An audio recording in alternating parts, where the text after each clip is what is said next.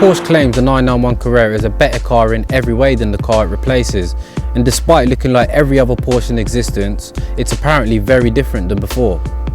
This is the largest 911 ever built, and the front and back overhang is shorter, but the distance from front to back wheel has increased by 4 inches. The car is only 2 inches longer, but seems longer because of the increased gap between the wheels. They've managed to add 50mm to the front axle, which means it's a lot wider from the front and should make for more front end grip. The windscreen's more laid back with more of a slant to it, and the roof actually sits lower, making the car look really squat. Despite the car being bigger, the Carrera actually uses high strength steels and aluminiums to actually reduce the overall weight, making it roughly 40 kg lighter than the 997 it replaces. The rear lights look nice and modern, almost having an Aston Martin look to them. The spoiler is integrated to the body and automatically raises when driving above 75 miles per hour. Just above the spoiler is where you'll find the engine. Hidden underneath this vented hood in base form is a 3.4 litre flat 6 engine producing 350 bhp. But obviously, this being the S model, expect to find a bigger 3.8 litre engine producing nearly 400 bhp and is able to achieve a 0 to 60 time in just over 4 seconds, which is more than quick enough seeing as though this isn't Porsche's top of the range model. But honestly, it's a really nice looking car. And Porsche have done a brilliant job at keeping 7 generations of 911 still look modern and desirable. God knows how they do it. It takes the theory if it ain't broke, don't fix it to a whole new extreme, because this car's barely changed since its birth.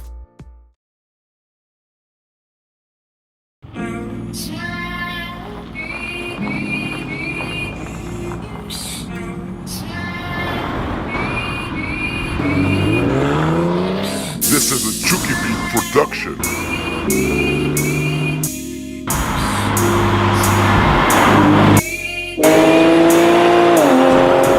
I've only actually had a few hours of driving time under my belt, so what I do say, don't take as the absolute gospel truth, because for some of you who ain't aware, cars can change and feel very different over longer periods of time. And also, the car that you was previously driving can alter the view of what you think as well. So, for example, if you drove a Nissan Micra before jumping in this Porsche, this would feel like a Bugatti, you know? So obviously I daily drive an M3, that's the last car I drove, so they're both in kind of similar categories, so I should be able to give a fair view of what I think of the car.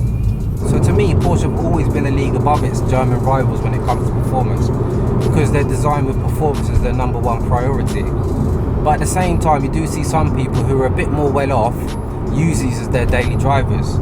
So we'll start with how it drives around town, and as I expected, it's really good at daily driving. The wheels are actually 20 inches and shockingly still rides bumps and dodgy roads so smoothly. And I know for a fact this car can teach some normal family cars a lesson or two about ride comfort. So you get electric power steering, which makes it much lighter than the previous gen Carrera. Still not the lightest wheel to hold on to while driving around town, but more than acceptable for a car of this league. It's really nice to hold on to. It's finished in this Carrera red leather with these metal accents in the centre. And one small annoying thing is it's got nothing on the steering wheel to, like, you know, you can't change the volume, you can't turn cruise control on. And I find it quite annoying because that's where I automatically go to put my hand when I want to turn the volume up, for example. It's not a massive thing, but you know, I thought it was worth mentioning. The seats are really comfortable to sit in. They're fully electric and they're set really low down to the ground. And you actually notice how low you are when a car pulls up beside you, because literally your head is just above their door handle. So this car is equipped with Porsche's Pdk Box, which is just a fancy way of saying automatic. It's basically a 7-speed twin clutch auto box, and driving it around town like I am now is really smooth, really effortless. You actually can't even hear the gear changes, obviously, in the comfort mode we're in now. But yeah, like I'm doing like 35 now and the car just automatically shifts into 6th gear without me even noticing. Probably makes the car a little bit more fuel efficient. So the cabin, it's a really nice place to be. It makes you feel really special, much better than your average levered up C-Class. It's built to the highest of standards. Clearly you can see everything you touch. You've got all red stitching on the door cards. Down here you get this brushed metal finish for the trimming. And down here on the face of the dash you get this cleverly concealed drinks holder, which I wasn't aware that it had, because yesterday I went into Costa and bought a coffee and bloody come back to the car and just thought there was no drinks holder, so I was like driving around one-handed for like half an hour. obviously, I noticed here you push it in and it's just all concealed inside. And and down here the center console is very similar to the Porsche Cayenne and the Panamera. If you are familiar with those, you'll be right at home in this car. It's like more or less the exact same layout. I think I counted there's over 40 buttons down here, and I think it's a bit excessive, makes it look a bit cluttered. Almost you don't even want to touch it. I mean, the amount of time that I've got to review this car, I'm not even going to go into this because it just seems a bit crazy. But I think I can see you've got air conditioned seats and you've got heated seats, shows your temperature, your phone, radio, media sources and stuff like that. It's got sat navigation as well. So this car actually achieves 32 miles per gallon, which is actually quite shocking, knowing that the car's got a 3.8 litre 400 bhp naturally aspirated engine. There's a couple of features that help it achieve those miles per gallon. The first one being the coast down function. So when you're driving along like I am now, so like it's at 1500 rpm, you let off the throttle and the revs literally drop to idle. So what it does is it decouples the engine every time you let it off, and basically that helps to save it a bit of fuel every time. So that's a handy little feature it's got. The second one being the start stop function, so every time you come to a halt the car will turn itself off. And the third one being when you're braking, the alternator charges at a higher rate. So with all three of these combined together, you can save up to 5 miles per gallon. And to be honest, I haven't really had time to test out the fuel range and the miles per gallon and stuff like that, but I did fill up the tank from, it was basically empty. I think it managed to take about £74 it took, and I checked the fuel range when I got it to exactly the same spot, and I think I'd done about 190 miles. So obviously I've had to do the filming for this video, you know, I haven't been driving the most efficient. Also, I nearly forgot to mention the car is actually convertible, which you'd have obviously already noticed, but the roof's got a red fabric finish to it, which matches the red interior, and it goes so nice with the pure white finish on the exterior as well. And apparently the roof comes down in 13 seconds flat, and for example, my partner's car, she drives a convertible E92 3 Series, and her roof comes down in 23 seconds. And also the roof apparently comes down whilst you're driving up to 30 miles per hour. So what am I doing now? Let me get up to about 30. So there you go, that's about 32 miles per hour. And as you can see, the roof is coming down. And yeah, it's quite handy because obviously you know how bad our British weather can be sometimes. Like it's really sunny right now, but a couple of minutes it could be raining for all I know. And most cars, you know, you have to come to a complete halt to take the roof down. So yeah, it's a cool little feature.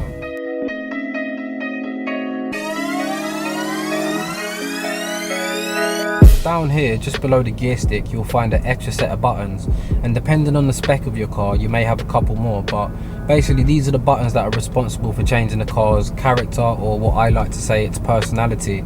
So basically the sport button here, if you press it, it will light up red, and what that's now done is it's sharpened up the throttle response, it's made the chassis more firm, it makes the gears change at a higher RPM, and it actually opens the exhaust flaps a bit more, so it dramatically makes the car louder. Below that you've got Sport Plus, and what that does is it further enhances everything I just mentioned, but also it makes the traction control less intrusive. It also disables the 7th gear, and it disables the auto stop function, and also depending on the spec of your car it may activate a few more things too. Also you've got an exhaust button, so if you want the car to be loud but you want the car to still be comfortable, you just press this button once and now the car's louder, so now you can still cruise around in comfort. And like vice versa, you can do it with the suspension, so the car comes with adaptive suspension, so you can just press that once and the car is a lot more stiff now, but you haven't got the loud exhaust tone. You've also got a traction button here, so you can fully disable the traction. You hold it down for a second, PSM off, turn that back on. And then also you've got a spoiler button as well, so the car does automatically raise by itself, but you can also control it manually, so you just hold that down for a second or two, and then yeah, that's gone down and now it's back up.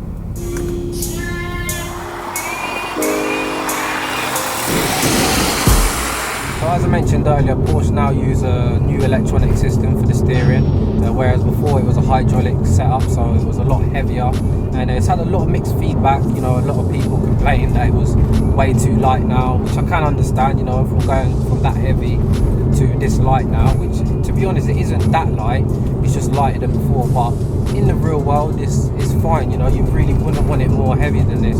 You still get a lot of communication, you know exactly where the wheels are pointed, and like I said, for real world it's fine. Maybe on track, you know, the hydraulic setup might be a bit better, I'm not too sure, but in the real world you wouldn't want it no heavier than this, definitely. When you take corners, the car is just so pinned down to the ground. You can't, you know, I think you probably could provoke it to kick out, but honestly, like, you can't just accidentally kick this car out. There's no way. This car's honestly stuck to the ground. It honestly feels like there's magnets holding this car down. I don't know how it's displanted, and it's so balanced. It feels so precise when you like pushing it to its limits. I don't even think I've had this car on its limits, to be honest, but whatever I have done in it so far, it's honestly something else. Not once has there been any slight hesitance of the back end feeling unsettled, and that's what I can't get over. You know, it's rear wheel drive. Like, from everything I believed about rear wheel drive cars, I just didn't think that like a car could be this stuck to the ground. You know, even in the wet, I've been driving in the wet, and it's just so stuck. Like, you can't, you know, you don't want to, like, if you don't know what you're doing as much behind the wheel, yeah, it probably will be, you might be able to make the back come out, but you know, this car, you can just be so precise with it, and on the limit, it's just, honestly, it's really something else. It's not like my M3 where you get like a sudden spike of power. With this car, you can just read it so well. Like I said, the throttle's really progressive, so like you can just hold it round bends and like be really precise on how much throttle you want to apply around the corner. Whereas my car is like, where there's so much power and torque low down, it's like a little bit of throttle and the car will just shoot off, sort of thing. And I think that's probably what makes it a little bit more unsettled. Whereas this car, its power is being made so much further down the rev range, almost like the E92 M3. You can just be so much more precise. It feels more balanced because of it. And yeah, it's a really good car to drive on the limit. It's all you could ever need. I can't see how many people are going to keep up with you in the real world. I don't care what you're in. This is like how I mentioned in the Golf review that the Golf R could take the piss out of M3s. A lot of people get it confused and like, you know, like, how can I sort of say that? And this is what I mean, like, this car here compared to the M3, the power in this car is so usable. Like, whereas the M3, you can use the power, but it's not quite the same as this car. This car, you can flatten your foot round bends and you can use the power. And I think it's because it's not turbocharged. Literally, because if it was turbocharged, the power would come in a lot more viciously, whereas in the M3 it does. It just comes in so violently, and you know, you're almost controlling the car. Driving that car on the limit, it's like you're almost killing yourself. Like you got to go out there prepared for the back to kick out and all sorts. It's a madness when you've got that car on the limit. It does not want to put the power down. The Porsche is, you know, it's only a little bit less powerful, but where everything, like the throttle's got more travel, you can just be more precise when you're going around corners. Like, you know, when your adrenaline's rushing and you're driving really fast, with the M3 it just takes one little extra bit of throttle for the back to just kick out a bit, you know, and that loses you vital time when you're having a proper tear up, you know. The brakes are really good too. I remember the first time I pushed my foot on the brake, I actually thought that the brake pads were worn out, but it's just the style of this brake. It's not like other brakes where you tap them a bit and they just harshly stop. This car's brake pedal is just like the throttle. It's really progressive and it's got a really long travel, and you've really got to step on it to get it to stop, and it just makes everything that bit easier when you're driving fast. Up front you get 6-piston Brembo calipers, and in the rear you get 4 pistons, and they're mounted to the axle, so for servicing they're actually a bit of a nightmare because you've got to take the calipers fully off. And the discs, they're cross-drilled and internally vented, and when you look at the size of the brakes, that's when you realise why this car's so good at braking. I was driving uphill the other day, and the car was almost bogging down, like, as I was going up the hill, so like I was almost flattening my foot, and the car was just almost looking to conk out. Like, so these cars, just like the E92 M3, you've almost got to rev these cars out before they start making power. This car makes its full power just after 7,400 RPM. The red line's at 78, and my God, when you start hitting towards those sorts of revs, the car proper sings away. It's just pure music to your ears, man.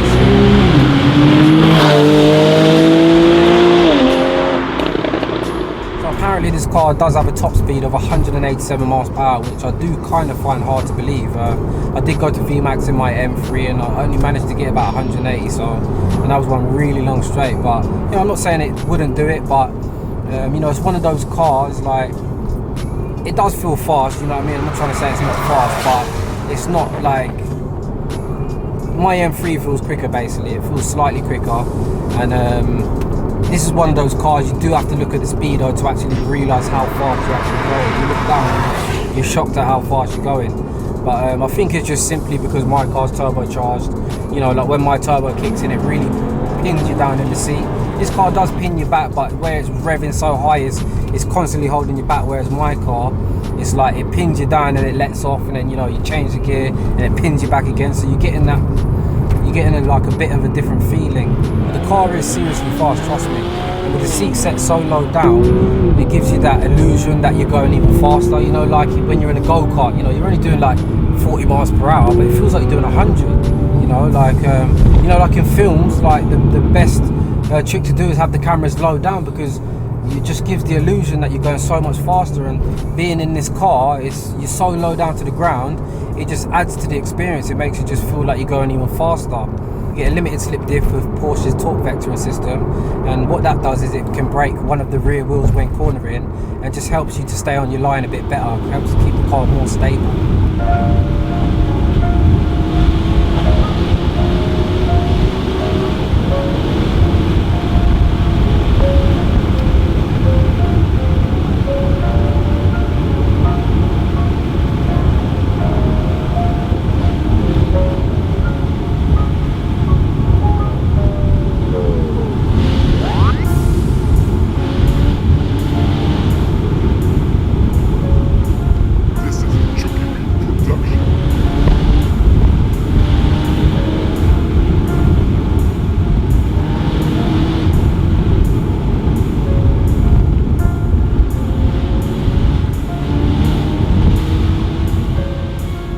This car cost £81,000 from new. That was in 2012. This car, the owner paid 105 grand. I don't know what spec he's got on it, but I've not always been the biggest fan of the Carrera, if I'm to be honest. I've always looked at the Carrera as like a mediocre car. Not that I've ever underestimated it. I knew that it would have been something. I knew it would have still been a very good car, but I didn't think that it would have been this good. Like, you know, like this is not even Porsche's pinnacle of performance, and the way that this car performs and the experience I've had in the last few days is it's just changed my mind on it. Like, you know, Porsche like a good builder, you know, like no matter how little or how big the job is, like they're gonna do a really good job, and that's what I've got from this car. You know, it's like, I bet even the Boxsters and the Caymans are probably as good as this, you know. It's probably got that DNA running through it, you know. They can't do a shit job, basically, like, you know. And it's just, you know, I'm not trying to underestimate this car. I'm trying to be unappreciative of the car, but, you know, I just personally thought that it wouldn't be as good as this, you know. This car is in convertible form, so what would a normal Carrera drive like, or even a 2016 Carrera? You know, you got the Carrera GTS. You know, like, God knows, I don't even want to know what the GT3 must be like. So this is like this. Do you know what I mean? It's like a GT3 must be just worlds apart, you know? That has got to be the ultimate in driving, like. So guys, that's about it for today. Got a few videos lined up. I've got a really in-depth review of my M3 coming. I can't wait to release that video. Also, one of my mates, he just bought a competition pack M3, so I will try to give you guys a little comparison of what they're both like back to back. And yeah, like I moved out of my old address, so that's why the content hasn't been as regular. So yeah, guys, just bear with me. You know, these things take time when you're moving out and stuff. I've got a room dedicated to the channel, so I'll be able to just work so much better. And yeah, so you've been watching Living Life Fast. If you did enjoy the video, please give it a thumbs up, and please subscribe if you haven't. And we'll leave it as that, guys. So yeah, I'll see you guys soon. Yeah, see ya.